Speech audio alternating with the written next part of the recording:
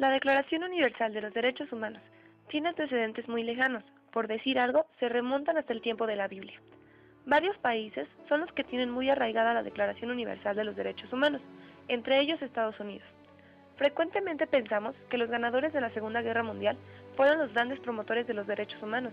Sin embargo, aunque sí se comprometieron, este compromiso fue débil, porque estaban concentrados en reorientar sus economías, su soberanía y proteger su hegemonía, mientras que otros países como China estaban más preocupados por todos, por ejemplo, promoviendo la paz y el combate internacional al racismo que las personas sufrían. Actualmente, Estados Unidos es un país que defiende mucho más los derechos civiles de sus ciudadanos porque estos tienen más relevancia en asuntos internos, como en la política. Vaya sorpresa, ¿quién se hubiera imaginado que Estados Unidos no estaba preocupado por el resto del mundo? En fin, en la Declaración Universal de los Derechos Humanos se defienden derechos como el derecho a la libertad, a la vida, a un juicio justo, a la libertad de culto, a un trabajo digno, a formar una familia, a la educación, a la libertad de expresión, entre otros.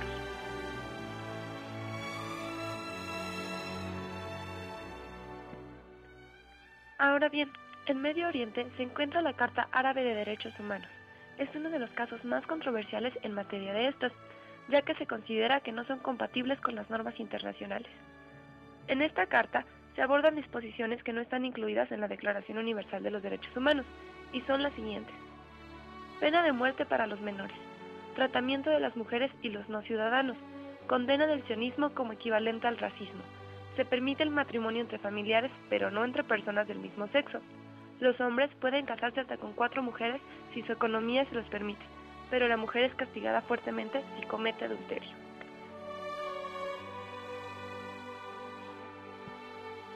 Por otro lado, se encuentra el que quizás sea uno de los casos más interesantes y enriquecedores en cuanto a los derechos humanos. Mientras aplaudimos a los países occidentales, no vemos las aportaciones que ha hecho un continente entero. Por ejemplo, la Carta Africana se ve desde una perspectiva más extensa y más comunitaria. En esta, los derechos no son individuales, son para la sociedad.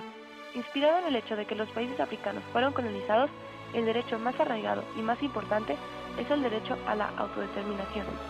Las aportaciones más importantes son eliminar el racismo, la perspectiva comunitaria, evitar la esclavitud, la internacionalización de sus derechos humanos, defendiéndose al mismo tiempo de una nueva intervención y unificando a su continente.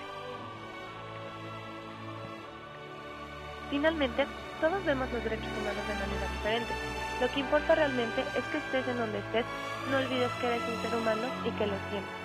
En cuanto a los países, no hay instrumento bueno o malo, simplemente provienen de contextos históricos muy diferentes, por lo que las prioridades y los derechos humanos van a variar de acuerdo a la perspectiva de cada país.